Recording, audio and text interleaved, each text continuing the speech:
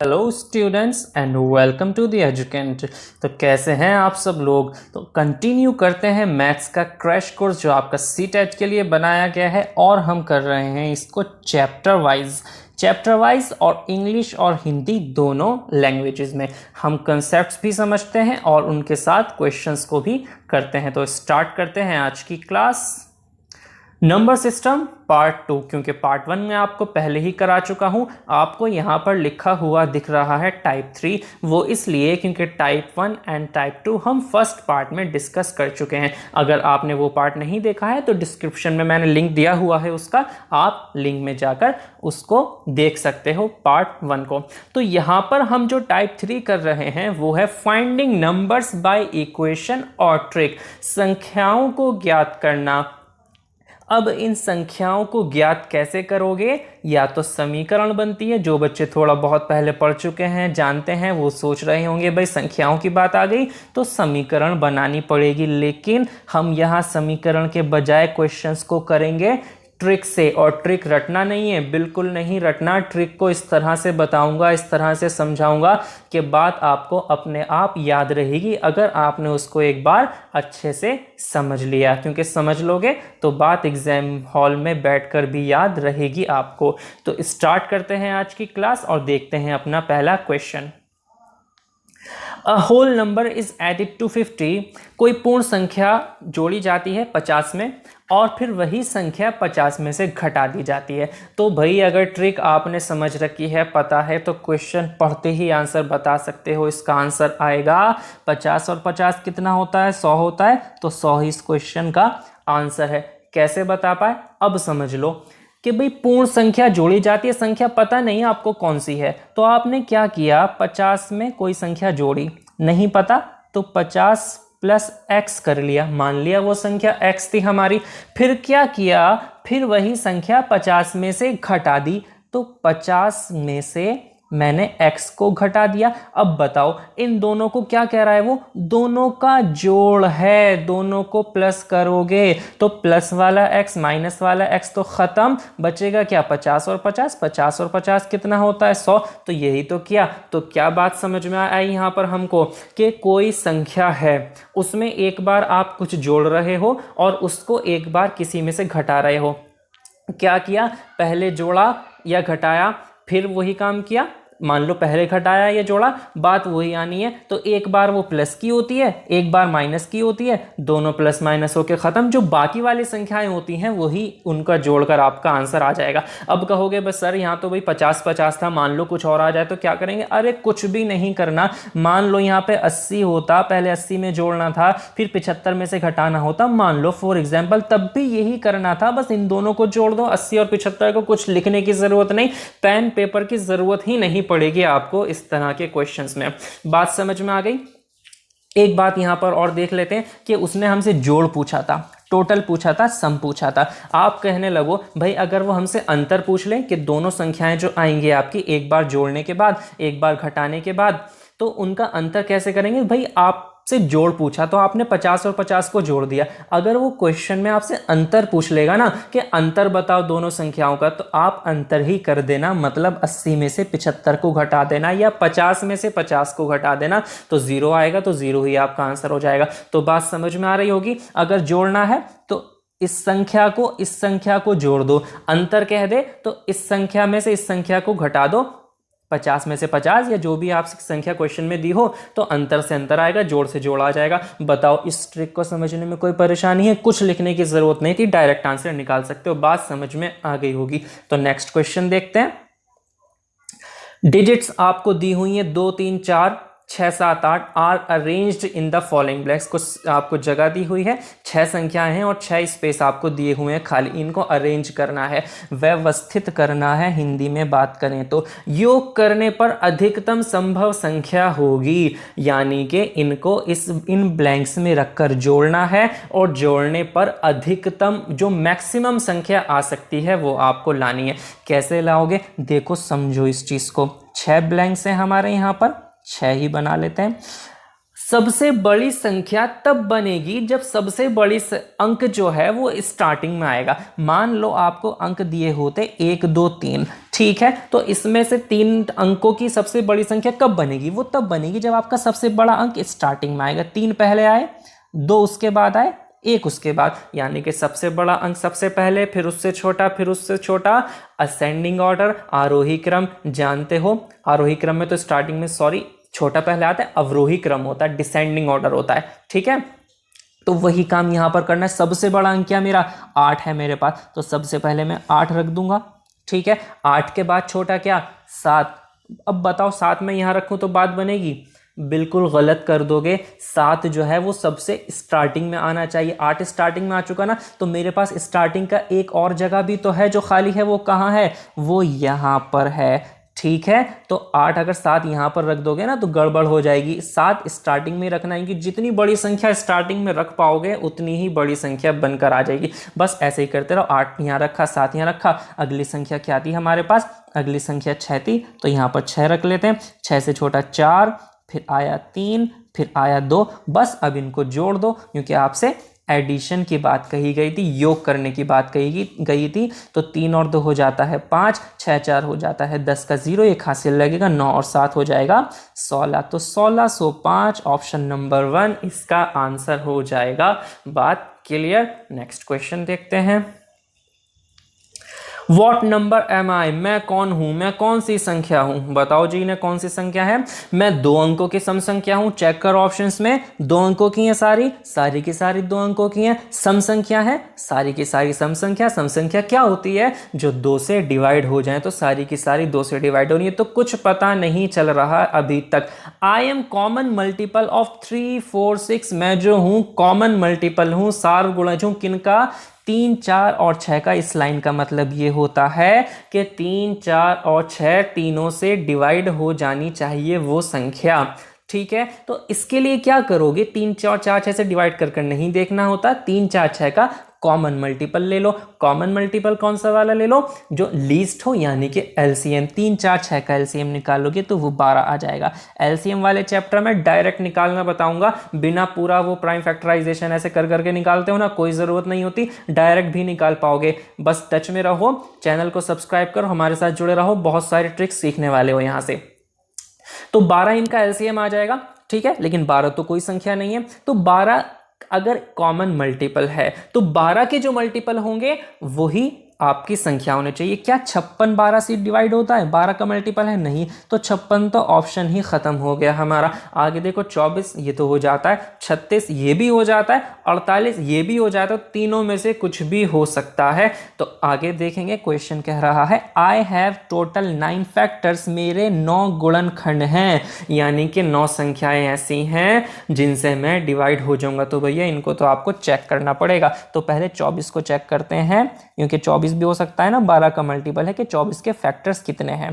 Factors ले लो। 24 कहाँ से डिवाइड हो जाता है? 1 से सारी संख्याएं हो जाएंगी, 2 से हो जाएगा, 3 से हो जाएगा, 4 से हो जाएगा, 6 8 9 से नहीं होता आपका, 12 और फिर 24 खुद आ जाएगा, ठीक है। तो कितने हो गए? आप इन्हें काउंट करोगे, 1 2 4 तो आपके ये हो गए, 4 4 ये तो 8 हुए अभी, ठीक है।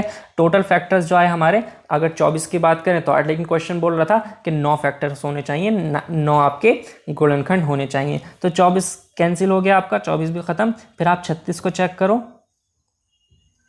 36 को आप देखोगे तो 1 होता है, 2 भी है, 3 है, 4 से भी कट जाएगा, 6 से भी कट जाएगा, 8 से नहीं कटता आपका 36, तो 9 से कट जाएगा, लेकिन 9 के बाद आपका 12 से कट जाएगा, 12 के बाद आपका 18 से कट जाएगा, और 18 के बाद 36, जो कि ये खुद है ही, तो अपने से तो कटना ही कटना है। तो इनको काउंट कर लेते हैं, कितने हो गए भाई आपका? 6 तक 5 तो ये हो गए, 5 और 4 9, तो मिल गया आंसर। 36 जो है उसके 9 फैक्टर्स हैं, तो 36 सारी कंडीशन सेटिस्फाई करता है। तो इस क्वेश्चन का आंसर आपका 36। तो बात समझ में आ गई। जो इसने पूछा था मैं कौन सी संख्या हूं, तो मैं 36 हूं, बता दिया आपने इसको। आगे बढ़ते हैं।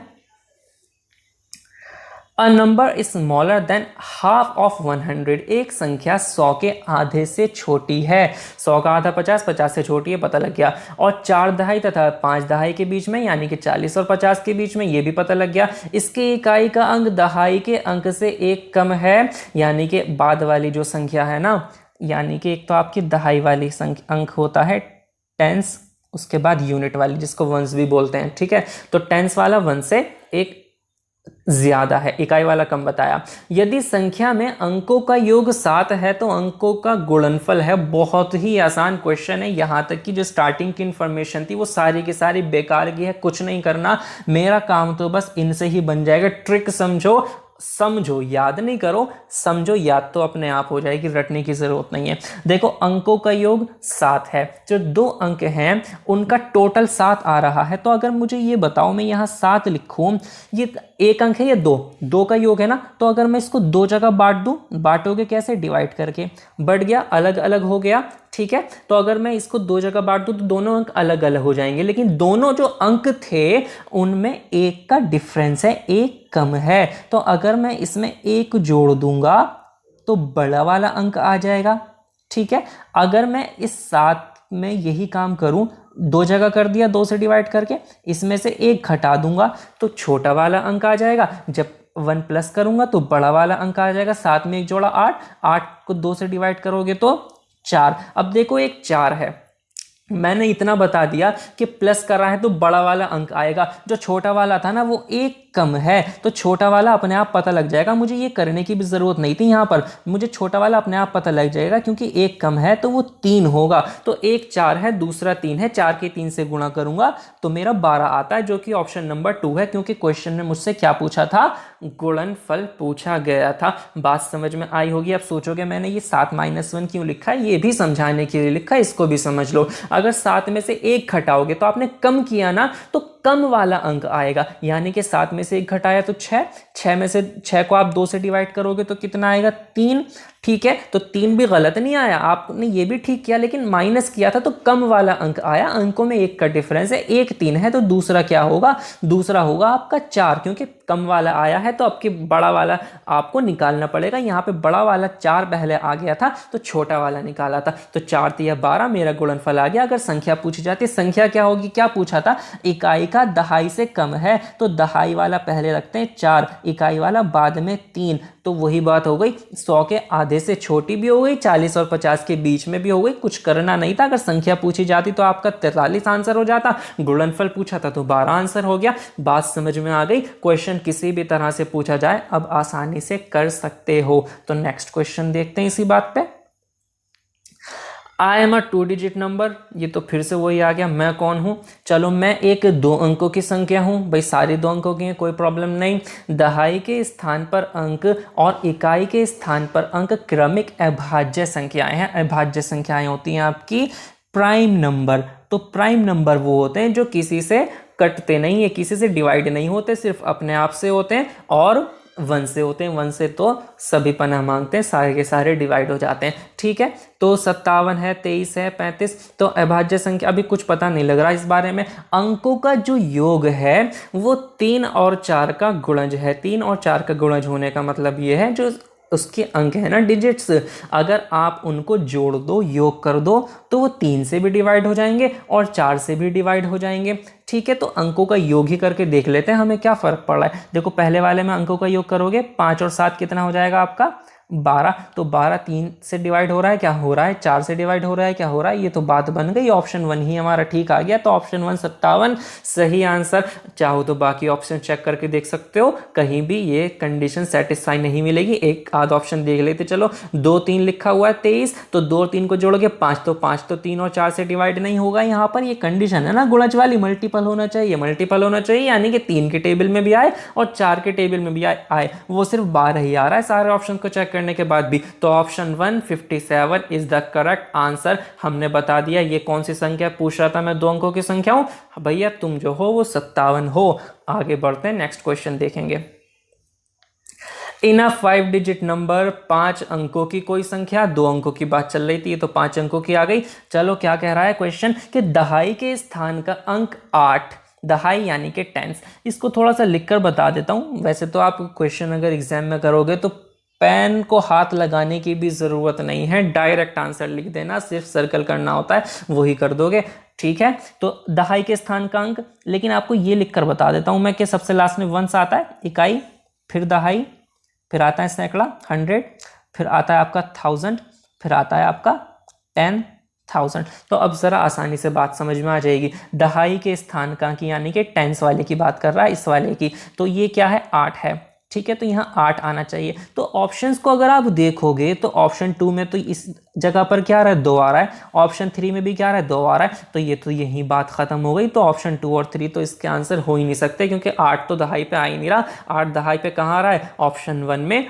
और 4 में। बात समझ में आ रही है। आगे पढ़ते हैं। इकाई के स्थानांक दहाई के स्थान के अंक का 1/4, जो ये वाला अंक है ना इकाई वाला वंश वाला, वो क्या है, वो 1/4 है इस 8 का। तो 8 का 1/4 होगा, यानी कि 4 से डिवाइड कर लो, वो 2 होना चाहिए। तो 2 होना चाहिए, तो ऑप्शन ए में भी 2 है, ऑप्शन 4 में भी 2 है, दोनों में 2 2 है। अभी कुछ पता नहीं लग रहा। तो आगे पढ़ोगे। हजार के स्थान का अंक 0, हजार वाला ये वाला, यानी कि अगर आप यहाँ इस साइड से चलोगे इस तरफ तो आपका चौथा पड़ता है। तो ये देखोगे क्या बताया उसने, वो शून्य है, 0 है। तो 0 कहाँ आ रहा है, 0 आ रहा है मेरा चौथे वाले ऑप्शन में। 6 के बाद 0 मिल गया ना 1000 वाले, इस स्थान पर कितना मिला, 0, यही तो मिला, यही तो क्वेश्चन ने बोला। तो ऑप्शन 4 मेरा आंसर हो जाता है। तो मुझे ये सब कुछ करने की जरूरत नहीं थी, सिर्फ समझाने के लिए किया। आप तो डायरेक्ट आंसर निकाल लेना, एग्जाम में बात समझ में आ गई होगी। नेक्स्ट क्वेश्चन देखते हैं। A number that is divisible by all the numbers from 1 to 10। कोई संख्या जो 1 से लेकर 10 तक सभी संख्याओं से विभाज्य होगी, कट जाएगी और उसमें 1 और 10 भी शामिल है, तो वो कौन सी संख्या है जो सबसे डिवाइड हो जाएगी। तो सारी संख्या से डिवाइड होने का मतलब ये है कि अगर 10 है तो 10 1 से भी होना चाहिए, 2 से भी होना चाहिए, 3 से भी होना चाहिए। क्या ऐसा है, नहीं है ना, 3 से तो डिवाइड नहीं हो रहा, तो 1 को तो खत्म कर दो। तो 1 यहीं पे खत्म हो गया। दूसरे पे चेक कर लो, 100 देखो 1 से 200 हो जाएगा, 3 से चेक कर लो, 3 से 100 डिवाइड नहीं होता, 33 बार में 99 आता है, एक शेषफल बच जाता है। तो 3 से ये नहीं होगा, बात खत्म हो गई। तीसरे वाले को चेक करोगे तो तीसरे वाले में, वैसे 3 से भी चेक कर सकते हो। डिविजिबिलिटी टेस्ट क्या होता है कि अगर अंकों का योग यानी कि जैसे 6 और 4 है 10 होता है, अगर ये अंकों का योग 3 से डिवाइड हो जाएगा तो ये पूरी संख्या भी 3 से डिवाइड हो जाएगी। ये डिविजिबिलिटी टेस्ट है, आगे ये भी कराऊंगा आपको, ठीक है। फिलहाल उसकी बात नहीं कर रहे। फिलहाल आप ये मान लो 5 से होना चाहिए,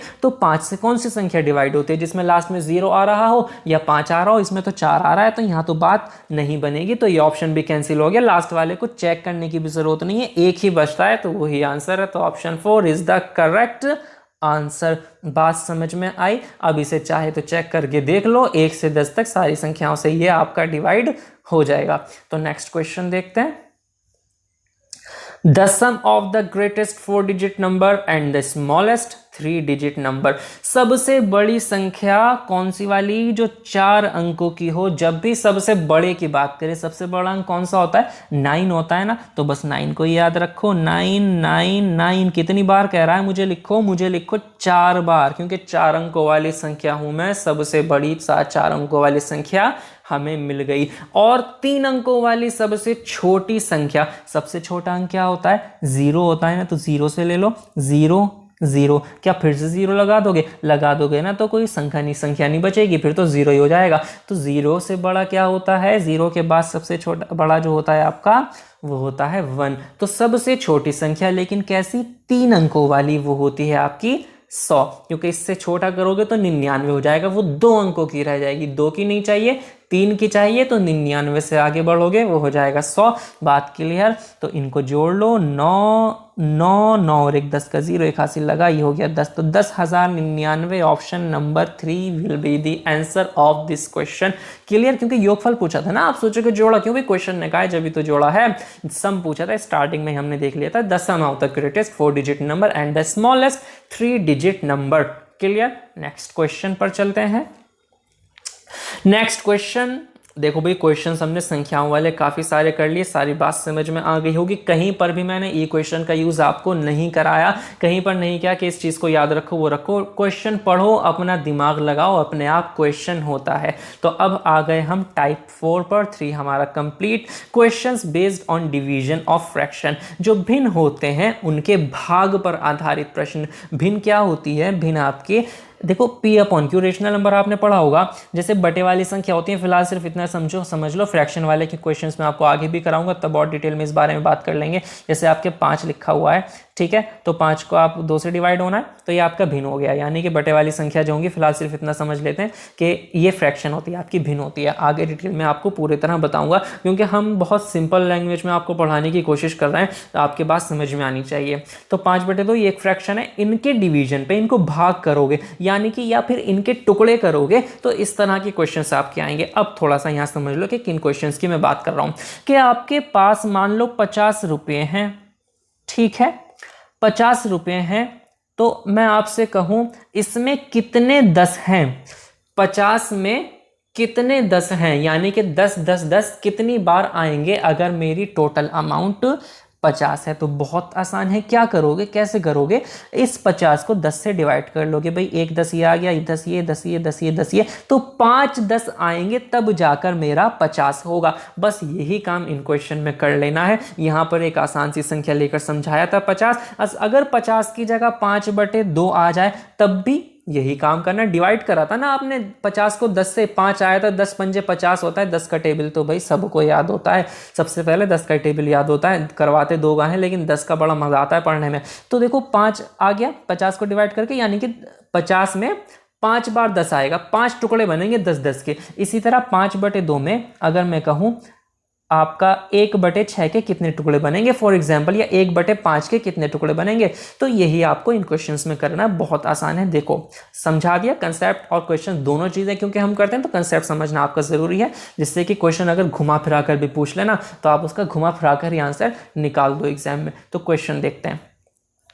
how many 1/10 are there in 3/5 के 1/10 कितने हैं 3/5 में? तो बड़ी संख्या हमारी 3/5 है। तो क्वेश्चन ने पूछा, समझा चुका हूं पहले, डायरेक्ट अब क्या करा दूंगा आपको कि 3/5 में कितने 1/10 हैं। तो कैसे निकाला था? डिवाइड कर निकाला था। डिवाइड कर निकालने का मतलब इसको ऐसे बटे में लिख दो। आपको पता है बीच वाले साथी और ऊपर नीचे वाले साथी होते हैं, तो 3 की 10 से करोगे तो आपका 30 हो जाएगा, 5 की 1 से करोगे तो 5 हो जाएगा, 5 से 30 को काट लोगे तो बचता है 6। 5 का टेबल तो याद ही हो गया होगा। तो option number 2 6 will be the correct answer. बात समझ में आई? एक और क्वेश्चन देखेंगे। How many 1/6 are there in 10/3? अब यहाँ 10/3 लिखा तो हुआ है, लेकिन इसको एक चीज यहां समझ लो कि 3 होल 1/3। अगर ये इस तरह से दिया होता तो क्या करते? पता होता है कि इन दोनों की तो गुणा करते हैं, 3 की 3 से गुणा करेंगे और 1 इसमें जोड़ लेंगे, तो 3 तिया 9 और 1 10/3 होगा ये। आपको सिर्फ इतना बता रहा हूं, क्वेश्चन अगर इस तरह घुमा फिरा कर भी पूछ ले तब भी कर पाओ। तो बटे वाली सीधी संख्या पहले बना लिया करो, फिर उसे आगे किया करो। तो 10/3 में कितने 1/6 हैं? कितने 1/6 हैं? तो 1/6 ही तो निकालने हैं, तो जितने आपको निकालने हैं उससे डिवाइड कर लिया करो, बीच वाले और ऊपर नीचे वाले। तो 10 की 6 में करोगे कितना हो जाएगा 60, और 3 की 1 में करोगे तो 3 होगा। 3 से डिवाइड करोगे 60 को तो 20 आ जाता है। 20 हो जाएगा मेरे इस क्वेश्चन का आंसर, ऑप्शन नंबर 4। बात समझ में आई? दोनों टाइप्स आपने किए, संख्याओं को ज्ञात करने वाला और जब फ्रैक्शंस होती हैं कि भाई इसमें कितने ये हैं कितने वो हैं, ये भी आपने समझ लिया। वीडियो अगर पसंद आई होगी तो लाइक ज़रूर कर देना, मोटिवेशन मिल जाता है, पैसा वैसा नहीं मिलता, थोड़े से मोटिवेशन की बात होती है। बस अच्छा लगता है कि हाँ जो चीज़ आपको पढ़ाई गई वो आपको समझ में आई है, ठीक है। और अगर जो भी आपका फीडबैक हो, आप किसी और तरह की वीडियो अगर चाहते हो हमसे, तो आप कमेंट्स में आप बता दिएगा, उसी तरह से आपकी डिमांड पर और वीडियोस भी बना दी जाएंगी, ठीक है। तो एंड मोस्ट इम्पॉर्टेंटली आप अपना ख्याल रखें और सेफ रहें। Thank you so much.